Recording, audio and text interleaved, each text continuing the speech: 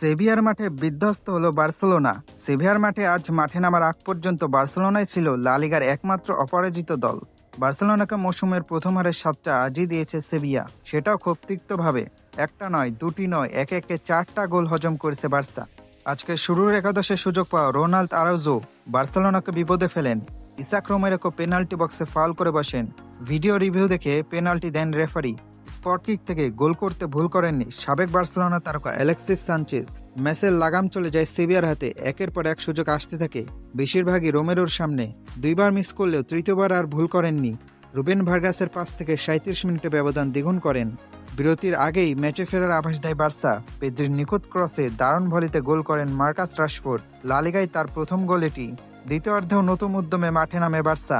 ৭৬তম মিনিটে সমতায় ফেরার সুবর্ণ সুযোগ আসে। আদনান ইয়ানজাইয়ের ফাউলে পেনাল্টি পায় তারা, কিন্তু রবার্ট লেভানডস্কির শট চলে যায় গোলপোস্টের বাইরে দিয়ে।